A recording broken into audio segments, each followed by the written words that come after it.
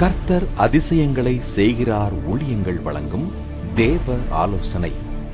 இந்த நாளிலும் தேவ ஆலோசனை நிகழ்ச்சிக்காக கர்த்தருடைய ஊழியக்காரன் உங்களை வரவேற்கிறேன். ஆண்டவர் இன்றைக்கு உங்களோடு பேசப் போகிறார். ஆலோசனைகளை உங்களுக்கு தரப்போகிறார். உங்களை மேன்மைப்படுத்த போகிறார். இந்த நாளில் தேவ ஆலோசனைக்காக தெரிந்து கொண்ட வேத பகுதி எஸ்ராவின் புஸ்தகம் 8வது அதிகாரம் 21, 22, 23 வசனங்கள். அப்பொழுது நாங்கள் எங்கள் தேவனுக்கு முன்பாக எங்களை தாழ்த்துகிறதற்கும் எங்களுக்காகவும் எங்கள் பிள்ளைகளுக்காகவும் எங்கள் சகல பொருட்களுக்காகவும் செவையான வழியை தேடுகிறதற்கும் நான் அங்கே அந்த அகாவா நதியண்டையிலே உபவாசத்தை கூறினேன். வழியிலே சத்துருவை விலக்கி எங்களுக்கு துணை செய்யும்படிக்கு நான் ராஜாவினிடத்தில் சேவகரையும் குதிரை வீரரையும் கேட்க வைக்கப்பட்டிருந்தேன். எங்கள் தேவனுடைய கரம் தம்மை தேடுகிறவர்கள் எல்லார் மேலும் அவர்களுக்கு நன்மையாக இருக்கிறது என்றும் அவருடைய வல்லமையும் அவருடைய கோபமும் அவரை விட்டு விலகுகிறவர்கள் எல்லார் மேலும் இருக்கிறது என்றும் நாங்கள் ராஜாவுக்கு சொல்லியிருந்தோம். அப்படி நாங்கள் உபவாசம் பண்ணி எங்கள் தேவனிடத்திலே அதை தேடினோம். எங்கள் விண்ணப்பத்தை கேட்டருளினார். எஸ்ராவின் நாட்களில் உபவாசத்தை குறித்து சொல்லப்பட்டிருக்கிறதை பார்க்கிறோம். இன்றைய தேவ ஆலோசரின் தலைப்பு உபவாச ஜெபம் அவசியமானது தெரியுமா? உபவாச ஜெபம் அவசியமானது தெரியுமா? எஸ்ராவின் நாட்களில் எருசலேம் ஆலயம், இடிக்கப்பட்ட எருசலேம் ஆலயம் மறுபடியும் கட்டப்படுவதற்கான ஒரு சூழ்நிலையை கர்த்தர் உருவாக்குகிறார். அந்த நாளிலே எஸ்ரா தன்னுடைய ஜனங்களை உபவாசம் பண்ணி ஜெபிப்பதற்கு ஆயத்தப்படுத்தினதை பார்க்கிறோம். அவர்கள் உபவாசித்து ஜெபித்த பொழுது ஆண்டவருடைய ஜெபத்தை, விண்ணப்பத்தை கேட்டதையும் பார்க்கிறோம். அந்த 21வது வசனத்திலே,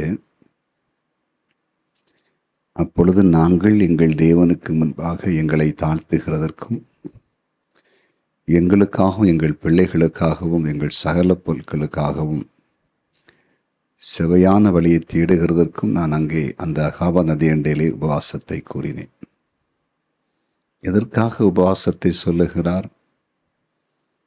தேவனுக்கு முன்பாக தாழ்த்துவதற்கு, தங்களுடைய பிள்ளைகளுக்காக, தங்களுடைய பொருட்களுக்காக, செவையான வழியை தேடுவதற்காக உபவாசத்தை அங்கே கூறுகிறார். உபவாசித்து ஜெபிப்பது நம்முடைய வாழ்க்கையிலே மிகவும் அவசியமானது. அநேகர் உபவாசத்தை ஒரு பொருட்டாக நினைப்பதில்லை. உபவாசத்துக்காக முயற்சி எடுப்பதில்லை. உபவாசித்து ஜெபிக்க விரும்புவதில்லை. சிலரிடத்திலே பேசும்போது சிலர் சொல்வார்கள், உபவாசம் இருந்து ஜெபம் பண்ணதான் ஆண்டவர் கேட்பார்,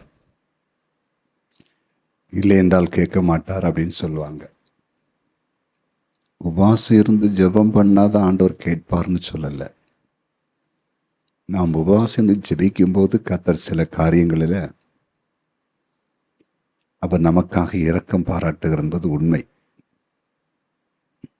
பைபிளை நீங்கள் வாசித்து பார்க்கும் பொழுது மோசே 40 நாட்கள் உபவாசத்தோடு சீனாய் மலையிலே தேவ சமூகத்தில் இருந்து தேவனிடத்திலிருந்து கற்பனைகளை, கட்டளைகளை பெற்றுக்கொண்டு ஜனங்களுக்கு கொண்டு சேர்த்ததை பார்க்க முடியும். தானியேல் 21 நாட்கள் ருசியான பதார்த்தங்களை வெறுத்து உபவாசித்து ஜெபித்து இரகசியங்களை புரிந்து கொண்டதும் தேவனுக்காக எழும்பி பிரகாசித்ததையும் பார்க்க முடியும். எஸ்தர் 3 நாள் உபவாசம் இருந்து ஜெபித்து அகஸ்வ ராஜாவிடத்திலே போய் பிரவேசிக்கும் போது தயவும் இரக்கமும் கிடைத்ததை பார்க்க முடியும். ஆண்டவராகிய இயேசு கிறிஸ்து 40 நாள் உபவாசம் இருந்து ஜெபம் பண்ணின பிறகுதான் ஊழியத்திலே அவர் செயல்பட்டதை பார்க்க முடியும். அப்போஸ்தலர் 11 அதிகாரத்திலே தேவ மனிதர்கள் ஒன்று கூடி ஜெபித்துக் கொண்டிருந்த பொழுது கர்த்தர் முன்குறித்த ஊழியத்திற்காக பவுலையும் பர்னபாவையும் கர்த்தர் வேறு பிரிக்க சொன்னதை பார்க்க முடியும். இப்படி அநேக இடத்திலே அநேகர் உபவாசித்து ஜெபித்திருப்பதை பார்க்க முடிகிறது. மத்தேயு 17:21 ஆண்டவர் சொன்னார், இந்த ஜாதி பிசாசு ஜெபத்தினாலும் உபவாசத்தினாலும் அன்றி மற்ற எவ்விதத்திலும் புறப்பட்டு போகாதென்று சொன்னார். பிசாசை ஜெயிப்பதற்கு கூட உபவாசத்தை நமக்கு கற்றுக் கொடுத்த தெய்வம் நம்முடைய ஆண்டவர். என்னுடைய ஆவிக்குரிய வாழ்விலே, ஊழியத்தின் பாதையிலே ஆரம்ப காலகட்டங்கள் அதிகமாக உபவாசித்த நாட்களை நான் நினைத்து பார்ப்பதுண்டு. ரட்சிக்கப்பட்டு கர்த்தருக்குள் வந்தவுடன் என்னை ஆண்டவர் அநேக காரியங்களுக்காக உபவாசித்து ஜெபிக்கும்படிக்கு நடத்தினார். குறிப்பாக எங்கள் குடும்பம் அசுத்த ஆவிகளை சேவித்துக் கொண்டிருந்த குடும்பம். அந்த ஆவிகள் நாங்கள் ஆண்டவரை அறிய ஆரம்பித்த பிறகு எங்களை அதிகமாய் நெருக்க ஆரம்பித்தது. குடும்பத்திலே பலவிதமான போராட்டங்களை அதிகமாய் கொண்டு வந்து கொண்டே இருந்தது. அப்போது தேவன் உபவாசித்து ஜெபிக்கும்படிக்கு அடியினை நடத்தினார். ஒரு சில தினங்கள் உபவாசித்து ஜெபிக்கும் பொழுது அந்த கிரியைகளை எல்லாம் தேவன் அளித்தார். அந்த கட்டுகளை நிர்மூலமாக்கினார். அந்த ஆவிகளுடைய போராட்டத்திலிருந்து தேவன் ஒரு பெரிய விடுதலையை எங்களுக்கு ஆண்டவர் கொடுத்தார். அதன் பிறகு கர்த்தர் ஊழியத்தை கொடுத்து ஆரம்பித்து நடத்தி கொண்டிருக்கும் பொழுது ஊழியம் செய்கிற பகுதியிலே போராடுகிற ஆவிகளை தேவன் சுட்டி காட்டி ஒரு குறிப்பிட்ட தினங்கள், ஒரு சில தினங்கள் முழு உபவாசத்தோடு அந்த பகுதியிலே, குறிப்பாய் இன்றைக்கு கர்த்தர் அதிசயங்களை செய்கிறார் ஆலயம் இருக்கிற பகுதியிலே சுற்றி போராடுகிற ஆவிகளை ஆண்டவர் அழித்து, அந்த கிரியில் அழித்து ஜெபிக்கும்படிக்கு உதவி செய்தார். அந்த நாட்களில் ஜெபிக்கும் பொழுது அந்தகார சக்திகள் நிறைந்திருக்கிற பகுதிகளை தேவன் தரிசனமாய் காண்பித்து பரலோகத்திலிருந்து அக்கினி இறங்கி அந்த கிரிகளை அழித்து போட்டதையும், சில ஆவிகள் கட்டப்பட்டு ஒன்றில்லாமல் செயலற்று போனதை ஆண்டவர் காண்பித்தார். அதன் பிறகுதான் ஆத்துமாக்கள் அதிகமாய் ஆலயத்துக்கு நேராய், ஊழியத்து நேராய் கடந்து வர ஆரம்பித்தார்கள். அது மட்டுமல்ல, ஒரு மாதத்துக்கு 3 நாள் வழக்கமாய் முழு உபவாசத்தோடு ஜெபிப்பேன். பல வருடங்கள், ஏறக்குறைய 20-21 வருடங்கள் 21 நாள் ஒவ்வொரு வருஷத்திலும் தொடர்ச்சியாய் முழு உபவாசத்தோடு தேவ சமூகத்தில் இருந்து ஜெபித்த அனுபவங்கள்.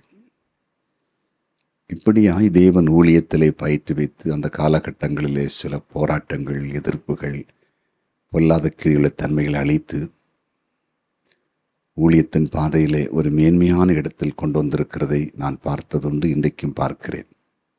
இந்த காலகட்டத்தில் அப்படித்தான் ஆண்டவர் திடீரென்று சொல்லுவார், உபவாசம் இருந்து ஜெபம் பண்ணும். சில நெருக்கடிகளை சந்தித்து கொண்டிருப்போம். உள்ளத்தில் ஏதாவது ஒரு பகுதியிலே சத்துரு போராட்டங்களை வைத்திருப்பான். உபவாசித்து ஜெபிக்க கர்த்தர் நடத்துவார். அப்போ அந்த கிரி அழிந்து போய்விடும். ஆம் தேவ பிள்ளைகளே, நம்முடைய வாழ்க்கையிலே உபவாச ஜெபம் மிக மிக அவசியமானது. வேதம்தான் நமக்கு அந்த காரியங்களை எல்லாம் கற்றுக் கொடுக்கிறது. ஆனால் பிசாசு என்ன செய்கிறான் தெரியுமா? உபவாசித்து ஜெபிக்க கூடாதபடிக்கு சரீரத்தில் உனக்கு பலவீனம் இருக்குதில்ல, உனக்கு சுகர் இருக்குதில்ல, ப்ரெஷர் இருக்குதில்ல, நீ உபவாசத்தை ஜெபம் பண்ணால் அவ்வளோதான், உனக்குடைய வாழ்க்கை முடிஞ்சு போய் ஒரு பயத்தை கொண்டு வருவான். அப்படியே நம்ம பயந்து போயிடுவோம், நம்ம மேலே வரவே முடியாது. இதெல்லாம் நம்ம ஓவர்டேக் பண்ணணும், இந்த தடையை தாண்டி வரணும். இங்கே எஸ்ரான் புஸ்தகத்தில் 8:21 தங்களை தாழ்த்துவதற்கு உபவாசம் பண்ணி ஜெபம் பண்ணுறாங்க, தாழ்மை உண்டாவதற்கு உபவாசம். அப்படி உபவாசம் ஜெபிக்கிற பழக்கம் யாருக்காவது உண்டா? பிள்ளைகள் வாழ்க்கை நன்றாக இருப்பதற்கு உபவாசித்து ஜெபிக்கிறாங்க, பிள்ளைகளுடைய பாதுகாப்புக்கு, ஆவிக்குரிய காரியத்திற்கும். தேவன் கொடுத்த பொருட்களுக்காக உபவாசம் ஜெபம் பண்ணுறாங்க, பொருட்களுடைய பாதுகாப்புக்கும், பொருட்கள் நஷ்டம் வராமல் இருப்பதற்கும், பாதுகாப்பாக பயன்படுத்தப்படுவதற்கும் ஜெபிக்கிறாங்க. நீங்கள் ஜெபிக்கிறது உண்டா? நல்ல செவையான வழியை தேடுறதுக்கு கர்த்தர் வழியை காண்பித்து கொடுக்க உபவாசி ஜெபிக்கிறாங்க. பார்த்தீங்களா, இந்த இடத்துல தாழ்மையாக நடப்பதற்கு, பிள்ளைகளுடைய வாழ்க்கைக்கு, பொருட்களுக்காக, நல்ல வழியை தேடுவதற்காகத்தான் உபவாசம் ஜெபிச்சாங்க. நாம் இப்படி ஜெபிப்போம். உபவாசம் இருந்து சிலவர்கள் ஜெபிப்பதற்கு ஒரு சந்தர்ப்பம் கிடைச்சாலும் நம்ம வேலை, தொழில், வியாபாரத்துக்காக மட்டும் ஜெபிப்போம். அது தவறாக நான் சொல்ல வரவில்லை. அதை காட்டிலும் முக்கியம் நம்முடைய ஆவிக்குரிய ஜீவிதம். மத்தேயு 6:33 நீங்கள் முதலாவது தேவனுடைய ராஜ்யத்தையும் நீதியும் தேடுங்கள், அப்பொழுது உங்களுக்கு இவைகளெல்லாம் கூட கொடுக்கப்படும் என்று சொல்லியிருக்கிறார். நாம் நம்மை தேவ சமூகத்திலே தேவ பிள்ளையாய் மாற்றிக்கொள்வதற்கு உபவாசித்து நம்ம ஜெபிக்கும் பொழுது, நம்ம வாழ்க்கையில் இருக்கிற சில காரியங்கள் விலகும் பொழுது, தேவன் நம்முடைய ஜெபத்தை கேட்டு பெரிய காரியங்களை செய்ய ஆரம்பிப்பார். பாருங்க, அந்த 22-23 கூட அந்த வசனத்தில் வாசிக்கும்போது, அந்த எஸ்றா 8:22-23 கூட வாசிக்கிறேன். வழியிலே சத்துருவை விலக்கி எங்களுக்கு துணை செய்யும்படிக்கு நான் ராஜாவினிடத்தில் சேவகரையும் குதிரை வீரையும் கேட்க வெட்கப்பட்டிருந்தேன். ராஜாவிடத்தில் எங்களுக்கு, அதாவது துணை செய்வதற்கு எங்களுக்கு சேவகர் வேணும், குதிரைப்படை வேணும்னு கேட்குறவருக்கு வெக்கமாக இருந்துச்சு. ஆனால் தேவனுடைய கரம் தம்மை தேடுற எல்லார் மேலும் அவர்களுக்கு நன்மை இருக்கிறது என்றும், அவருடைய வல்லமையும் அவருடைய கோபமும் அவரை விட்டு விலகிற நிலைமை இருக்கிறது நாங்கள் ராஜாவுக்கு சொல்லியிருந்தோம். அடுத்த வசனத்தில், அப்படியே நாங்கள் உபவாசம் பண்ணி எங்கள் தேவனிடத்தை தேடினோம், எங்கள் விண்ணப்பத்தை கேட்டார். முதல்ல ராஜாவிடத்தில் சில காரியத்தை கேட்கறதுக்கு வெட்கப்பட்டிருந்தாங்க. உபவாசம் பண்ணி ஜெபம் பண்ணோன்னே கர்த்தர் விண்ணப்பத்தை கேட்டு ராஜாவிடத்தில் எல்லாம் கிடைக்கும்படி செய்தார். நீங்கள் அந்த அதிகாரத்தில் அதை தொடர்ந்துள்ள 24வது வசனத்தில் வாசித்தா இவங்க கேட்டதெல்லாம் கிடைக்குது ராஜாவிடத்திலிருந்து. காரணம் அந்த உபவாச ஜெபம். சில தயவு கிடைக்கிறதுக்கு கூட, இரக்கம் கிடைக்கிறது கூட உபவாசம் இருந்து ஜெபம் பண்ணணும். இந்த பூமியில் நம்ம வாழ்க்கையில் நாம் மேன்மையான இடத்துக்கு வருவதற்கு மற்றவர்கள் கண்களுக்கு முன்பாக நமக்கு தயவு இரக்கம் கிடைக்கணும். பல நம்மை காட்டிலும் உயர்ந்த நிலையில் இருக்கிற அநேகர் இருப்பார்கள். அரசு துறையிலே, தனியார் துறையிலே, பல நிலைகளில் நாம் வளர்ச்சி அடைவதற்கான அனுகூலங்கள் அவர்கள் மூலம் நமக்கு கிடைக்க வேண்டும். இல்லைன்றால் வளர முடியாது. அதற்கு உபவாசம் இருந்து ஜெபம் பண்ணுவது மிக மிக அவசியம். இன்றைக்கு உங்கள் வாழ்க்கையை ஒப்பு கொடுங்க. உபவாச ஜெபத்தை நீங்கள் அசட்டை பண்ணி கொண்டிருந்தா, உபவாசம் ஜெபிக்காமல் இருந்தால், நீங்கள் ஆராதிக்க போகிற உங்கள் சபையில் உபவாசம் நடக்கும் நீங்கள் செல்லாமல் இருந்தால், இன்றைக்கி ஒரு தீர்மானம் பண்ணுங்க. ஆண்டவர், எங்கள் வாழ்க்கையில் சில நன்மைகள் நடப்பதற்கு, சில தடைகள் மாறி மேன்மை அடைவதற்கு நான் உபவாசத்தை ஜெபிப்பேன், உபவாச ஜெபங்களை பங்கு பெறுவேன் என்று அர்ப்பணிங்க. கர்த்தர் உங்களை நடத்துவார். ஜெபம் பண்ணுவோமா? ஜெபிக்கலாம். ஆண்டவரே, உம்முடைய பிரசன்னத்துக்காய் ஸ்தோத்திரம், உம்முடைய மகிமைக்காய் ஸ்தோத்திரம். உபவாச ஜெபத்தை குறித்து நீர் பேசின வார்த்தைகளுக்காய் ஸ்தோத்திரம். உம்முடைய பிள்ளைகளோடு கர்த்தர் கிரியை செய்து நன்றி. உபவாசம் இந்த ஜெபம் பண்ணுவதற்கு யார் யாருக்கெல்லாம் தடை இருக்கிறதோ அந்த தடை இப்பொழுது உடைவதாக. பொல்லாத பிசாசானவன் யாரை உபவாச ஜெபத்திலே கலந்து கொள்ள விடாமல் தடுத்து வைத்திருக்கிறானோ, யாரை தனிப்பட்ட முறையில் உபவாசித்து ஜெபிக்க விடாமல் தடுத்து வைத்திருக்கிறானோ, அந்த தடை இப்பொழுது உடைந்து தெரிப்பதாக. ஆண்டவருடைய பிரசன்னம் இப்போது இறங்கட்டும். உடைய பிள்ளைகள் தேவ சமூகத்தில் உணவை வெறுத்து காத்திருந்து ஜெபித்து அநேக நன்மைகளை பெற்றுக்கொள்ளவும், தங்கள் வாழ்க்கையை மாற்றி அமைத்துக் கொள்ளவும் நீர் கிருபை தாரும். உடைய பிரசன்னம் இப்போது இறங்குவதாக. அதிசயங்கள் நடக்கட்டும். இயேசுவின் நாமத்தில் பிதாவே.